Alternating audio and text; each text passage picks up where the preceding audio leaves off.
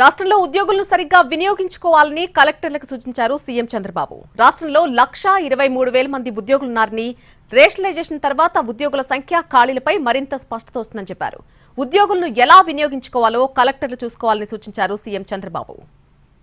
1,23,866 ఉన్నారు. ఇందులో సైంటిఫిక్గా లేరు. చిన్న పంచాయతీలకు కూడా ఈ సచివాలయాలు పెట్టారు.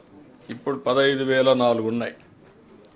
వీ వాంట్ టు రేషనలైజ్ వీలైనంత వరకు అకార్డింగ్ టు పాపులేషన్.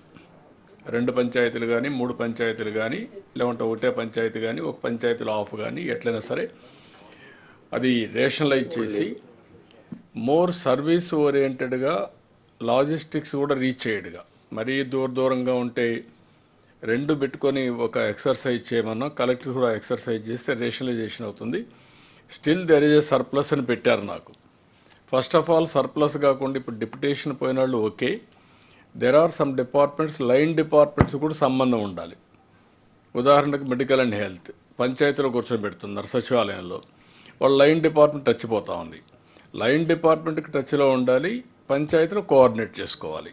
అగ్రికల్చర్ ఇలాంటి ఫంక్షనరీస్ని collectors can use them. You will have a clarity how to deploy కానీ అవసరం వాడుకోవడం కానీ అల్టిమేట్గా they have to work under them for efficiency building కోసం. అదర్వైజ్ ఒక ఇది లేకపోతే మీరు అన్ని రిజెక్ట్ చేశారనుకోండి, మనుషులు లేకపోయారనుకోండి, మనం అనుకున్న టార్గెట్స్ అచీవ్ చేయాలంటే ఈ సచివాలయంలో ఉండే staff will be the major source of human resources for them. Give that freedom to them. మరీ ఎక్కడికో పంపించేది కాకుండా క్రూషియల్ పొజిషన్లు ఎక్కడైతే అక్కడ వాడుకుంటారు.